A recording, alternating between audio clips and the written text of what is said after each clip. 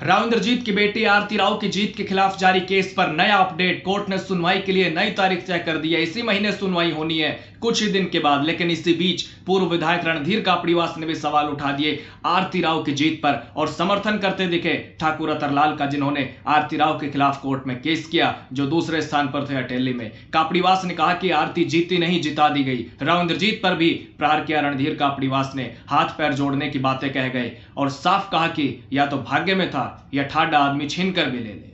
दोस्तों नमस्कार, मैं आपका यार जतिन पत्रकार।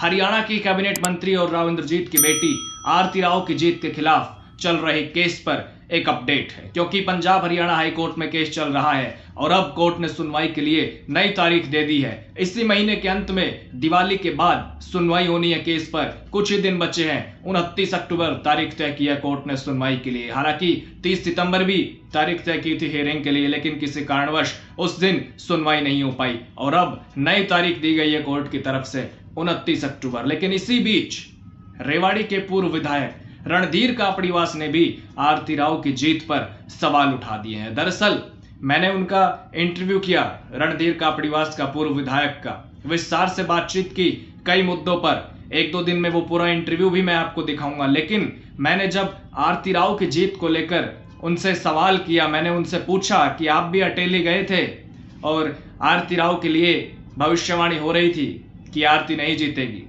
तो उन्होंने जवाब देते हुए कहा कि आरती राव विधायक बनी तो नहीं, बना दी गई, जीती तो नहीं, जिता दी गई। पूरी बातचीत मैं आपको सुनाता हूं। पूर्व विधायक रणधीर कापड़ीवास ने क्या कहा, सुनिएगा। आरती के लिए आपने भविष्यवाणी की, लेकिन आरती जीत गई। आप अटेली भी गए। मैंने भविष्यवाणी नहीं की।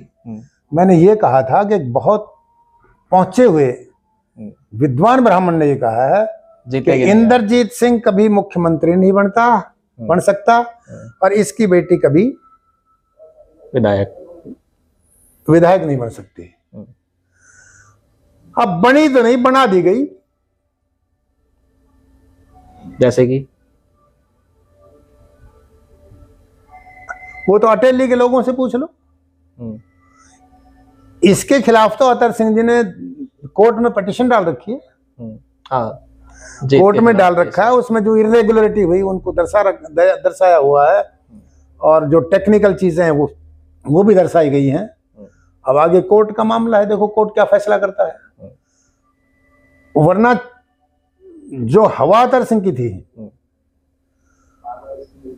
और हालात बता रहे थे कि इंद्रजीत सिंह के केंद्रीय मंत्री अपनी बेटी के लिए एक एक युवा के पास, एक एक घर में और पैदल ऐसे घूमा पसीना पसीना होके, ऐसी परिस्थिति तो कभी नहीं देखी।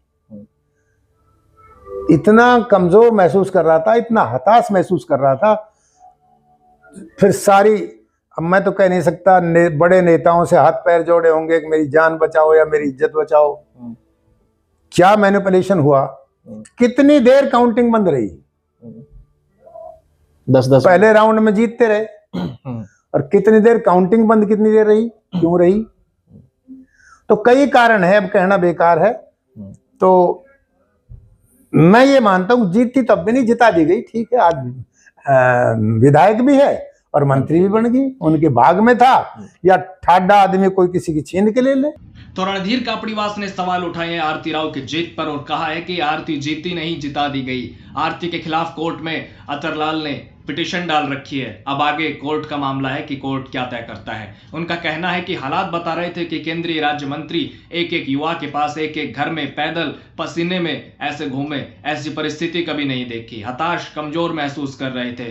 कितनी देर तक काउंटिंग बंद रही। ठीक है, आज वो विधायक भी है, मंत्री भी है, और देसी अंदाज में कहा कि उनके भाग्य में था या कोई ठाडा आदमी छीन कर भी ले ले किसी से। ठाडा आदमी मतलब मजबूत, बलवान, ताकतवर, कुछ भी कह सकते हैं। दरअसल 2024 के विधानसभा चुनाव में अटेली सीट पर वोटों की गिनती में गड़बड़ी का आरोप है, जिसको लेकर हाईकोर्ट में केस चल रहा है। हालांकि 30 सितंबर की तारीख भी थी, लेकिन किसी कारणवश उस दिन सुनवाई नहीं हो पाई और अब नई तारीख है 29 अक्टूबर, जिस दिन सुनवाई होनी है इस केस पर। वैसे इलेक्शन के दौरान आरती राव बहुत ही टफ फाइट में फंसी रही थी। बीएसपी एनएलडी के प्रत्याशी ठाकुर अतरलाल ने उनको बहुत ही कड़ी टक्कर दी और जब मतगणना हो रही थी तो वो सब दिखा भी, क्योंकि एक बड़े राजघराने से होने के बावजूद राव इंद्रजीत की बेटी आरती अधिकतर राउंड्स में पीछे रही और उनके समर्थकों में मायूसी छाई रही। अतरलाल ठाकुर ने मतगणना के दौरान गड़बड़ी के आरोप लगाए, सीसीटीवी कैमरे बंद होने की बात कही, रिटर्निंग ऑफिसर को लिखित शिकायत भी दी गई, लेकिन उनका कहना है कि उनकी कोई सुनवाई नहीं हुई। रिटर्निंग ऑफिसर ने अनिवार्य नियमों का पालन नहीं किया, जिसकी वजह से उनके समर्थकों में भी काफी नाराजगी रही और फिर उन्होंने हाईकोर्ट का रुख किया। अब ये केस पंजाब हरियाणा हाईकोर्ट में है।